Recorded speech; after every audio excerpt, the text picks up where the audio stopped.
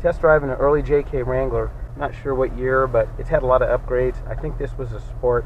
Had navigation added, had power windows added, power door locks added. We added a 12 bump shift console and shifter.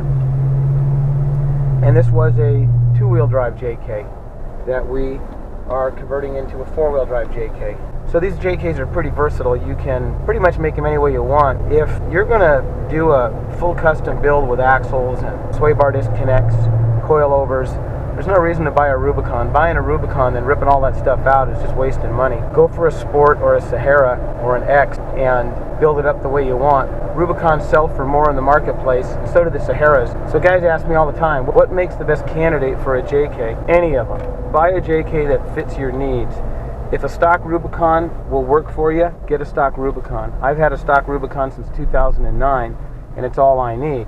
I do have metal cloak suspension on my Rubicon, but I use the stock E-lockers, sway bar disconnect. If you're going to get more serious, just get an X. If you want more of a luxury JK, get a highly optioned X or Sport, or just get a Sahara. You're going to get all the convenience group. When you get the convenience group, it includes a lot of stuff, including the door locks, power windows, sometimes remote start. You can add a factory remote start to a JK with the convenience group. You can't add the factory remote start to a JK that doesn't have the factory convenience group. So if you don't have the factory convenience group, you end up adding the power door locks and windows like this customer did, and it works just fine. This JK has large diameter rims, which means the sidewalls are pretty short, so that's going to be fun in the rough stuff. You want to match your tires to whatever you're going to do. The more sidewall you have, the better ride you're going to get, but the less street performance you're going to get. So if your JK is going to spend most of its time on the street, and you like doing performance driving, get a bigger wheel, shorter sidewall. If you're going to spend a lot of time off-road, I suggest you get the taller sidewall. 17-inch rim seems to be about the best compromise between off-road and on-road. So what can we say about this build? We've done hundreds of these swaps with our new easy mounts, easy plug-and-play harness, billet brackets. This kit is really rationalized. We're making most, if not all, the components in-house. We're not doing powder coating in-house. Our billet brackets are manufactured in our machine shop. We have our own wiring department. We have an in-house electrical engineer that does our software development for our electronics, including our Motec module. Where are we going with the electronics? Well, first goal was to make it plug and play, and we're virtually there. In some of the builds we are there. Plug and play power distribution centers, plug and play interior and chassis connectors, factory harnesses. And this is something I've been wanting to talk about for a while. Need versus want. I have a lot of customers. Some customers will go out and purchase a brand new Rubicon, accessorize it with pretty much everything, an Atlas 2-speed and rock rails, bumpers, winch, you name it, and never go off-road. On the other hand, I've got customers with Sports and X's that go out and drive them relatively stock off-road all the time. So when you're building your JK, what you really want to look at is your need. Do you need a 2-speed transfer case? What's the advantage of a 2-speed transfer case? Well, if you get an Atlas 2, let's say, you can get front-wheel drive if you're in the snow. You can get two-wheel drive low, so if you're going up switchback trails, you can release the front axle for better steering. But do you need it? Do you need an LS3 with 450 horsepower like the one that I'm driving? Probably not. So here's my advice. First thing is determine your budget, then your need. I personally like the earlier JKs. You can pick up the 7 to 10 JKs at a better price than the 11 and newer. The 11 JK has the new interior with the old engine, and then the 12 and ups have the Pentastar engine, so they go for a premium. So after you determine your budget, find a JK that matches your needs. X's and Sports are a good value. You can option an X or a Sport up. They make great vehicles.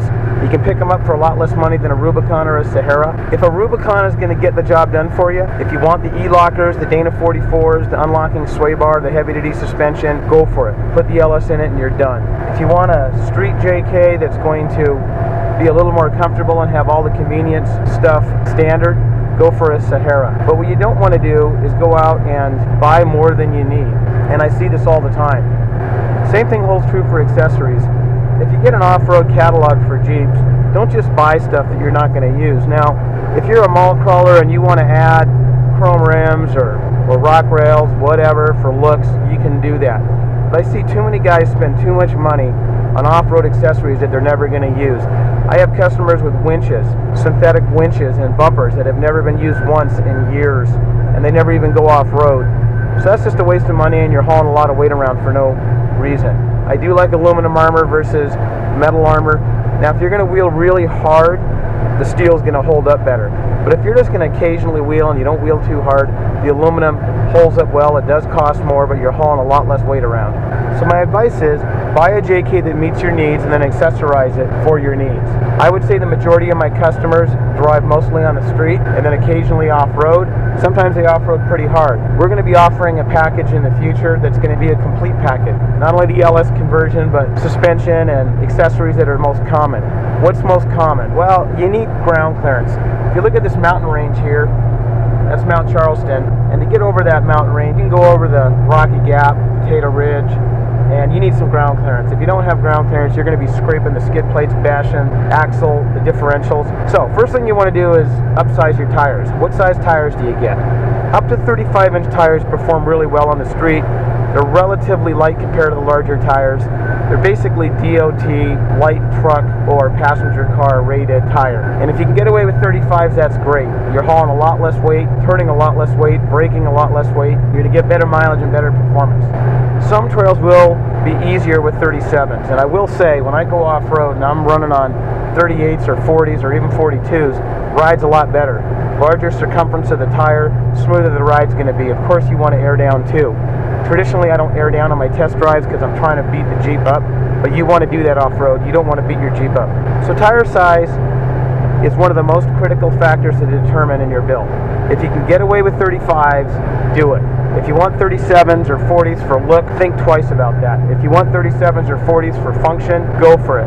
40s do perform great off-road. You can go over a lot rougher trails and a lot more obstacles with ease. You're also raising your center of gravity. You're raising the differentials so that you have more axle clearance. Because remember, you can put a lift on, but it's the tire size that determines how much differential clearance you're going to have. Unless you go to portal axles, that's going to be a limiting factor. And by driving appropriately and picking the right lines, usually you don't drag the differentials. That's another consideration, the skid plates. Skid plates are heavy. The factory does put skid plates on the fuel tank, under the transmission. There's a couple of different factory designed skid plates. The later ones are more skeletonized because they had some problems with the earlier ones. But if you're going to go to a full skid plate system, one, you're going to be adding a lot of weight. Two, you're going to be creating a lot of heat. And we've seen fuel tanks melt, literally drip, because when you completely enclose the bottom of your JK, there's no place for that heat to go from the exhaust.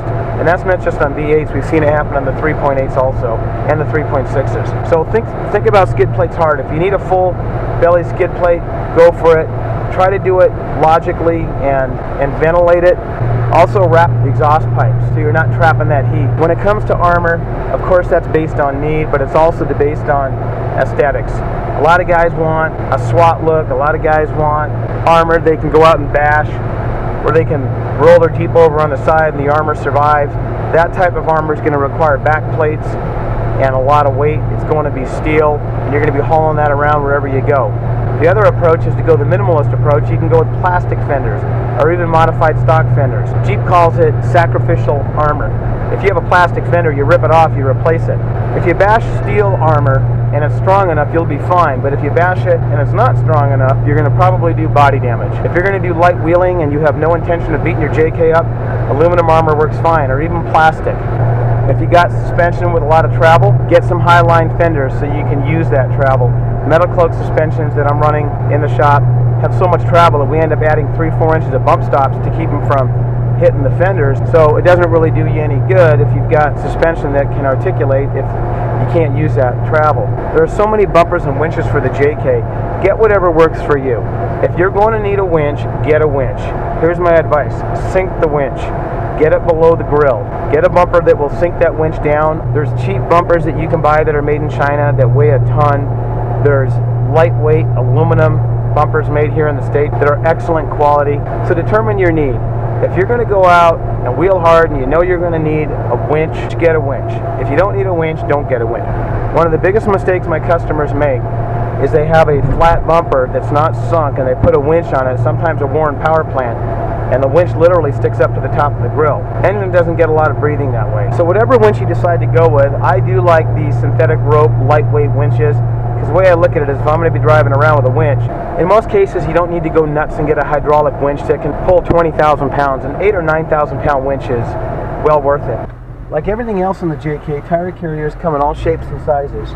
I like a one-touch tire carrier where you can just open up the rear hatch and the tire's on it. Unfortunately, if you have a really heavy tire, that puts a lot of load on the hatch. And if you go with a tire carrier that has a link, a lot of times there's slop and play in those. So do your diligence on that and pick one out that is solid, so when it's closed, there's no flex and vibration, and it's easy to open. You can go to a two-step tire carrier where you have to open the tire up and then the hatch. That's a little less convenient. That's actually how my JK is. But if you're going to be running a 40, a really heavy tire, you might have to go that route. When it comes to aftermarket electronics, try to keep it to a minimum. This Jeep is packed with electronics. Aftermarket alarm system, power windows, power door locks, navigation. The more electronics you add, the more chance there is something's going to go wrong. Remember, a Jeep is essentially an off-road vehicle.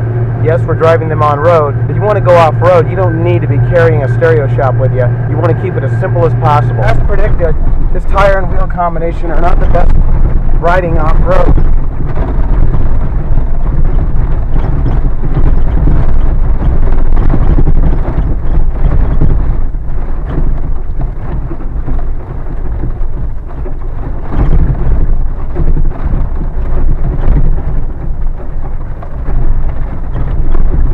LS3 ran great as usual.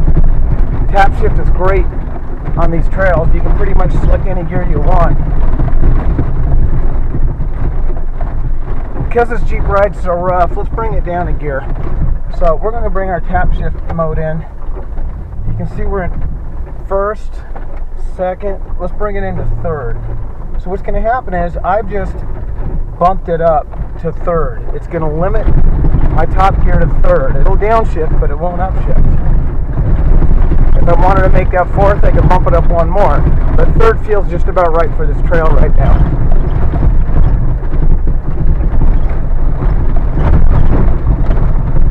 Another thing you can do with tap shift, a lot of guys don't know, is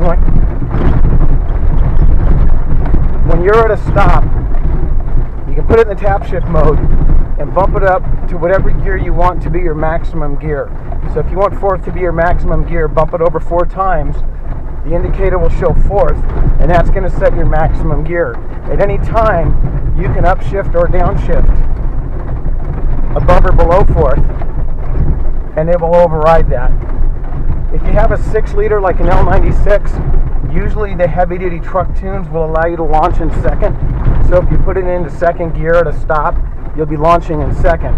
That can be helpful if you need instant wheel speed, like you're going up a sand dune, you don't want to shift, you're going to want to launch in second.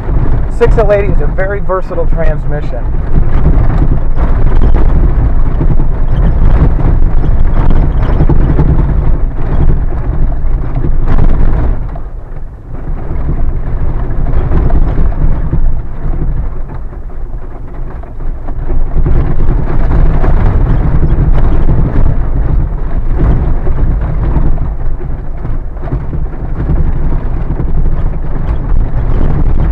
Well, both the Jeep and I have survived this test drive.